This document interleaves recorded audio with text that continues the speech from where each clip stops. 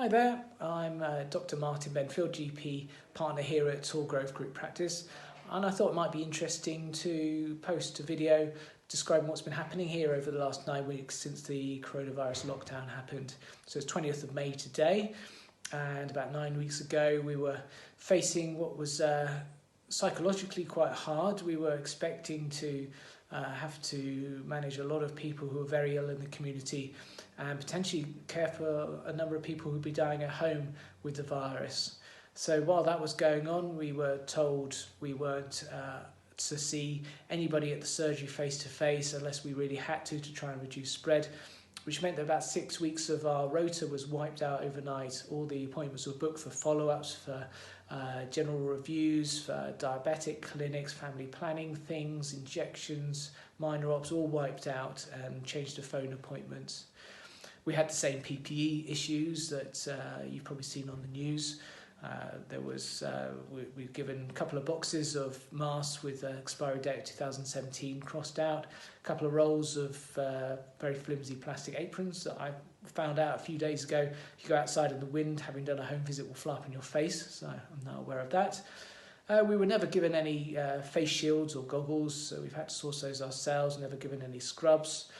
So we've sourced those ourselves. We've had a good number of gloves, so we've been okay for those. And we're okay at the moment, but if the number of infection cases increases, it's a bit of a tightrope and that supply will drop pretty rapidly. Initially, we had quite a big medication issue. You may well have been aware that quite a few people put their prescription requests in early to make sure they got it, which is quite logical, quite sensible, but it meant the pharmacies were overloaded and it took them several days, if not longer, to get medications ready, which meant people were running out, and then we were taking a lot of calls trying to sort that out. And some medications actually ran out completely for a few weeks, particularly asthma medications, due to the number of people who they might not have an inhaler normally, but use it if they get a cold or infection, and quite logically put in a request just in case, which wiped out the supply. So that was a bit of an issue. I would say overall, and almost without exception, everyone in the community has been fantastic. They've really understood that this has been difficult and understood that one of the worst places to come if you're trying to avoid getting infection is a GP surgery or the hospital, which has been great. I would definitely want to echo what's been said in the news in the last week about people presenting to their GP if they've got symptoms that might be important. So we've been open throughout. We have never shut.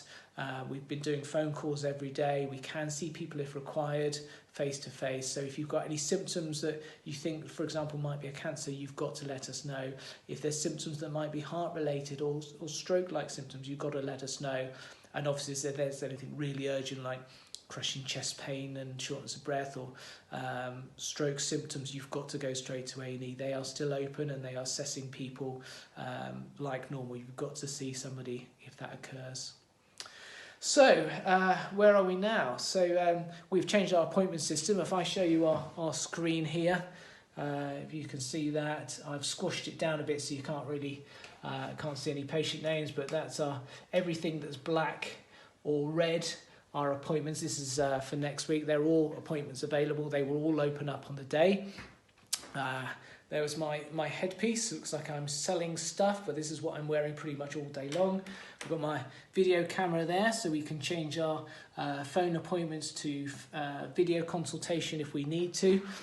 And if the patient has appropriate equipment, we can change the video. We have a text message service now, so we can send text to people and we can click a button which allows that person to reply back both with text and with photos. And also we've got the e-consult system. So if you haven't used this before, this is our website, and the light green icon, second from left there at the top, that is the button you would click on to send us information. So it's you can get general information, you can get reliable NHS-based information about conditions there, and also you can update us. You can do it 24 hours a day, 7 days a week. You can include any information you want to on that, and also you can specify which doctor you would like to call back, and if available they will do so. So it means we get more information, we can send the request to the doctor or the nurse or whoever it might be who's most appropriate, rather than the old-fashioned system where a person might phone up asking to be dealt with the same day. You would just get the person who's available. This is far better.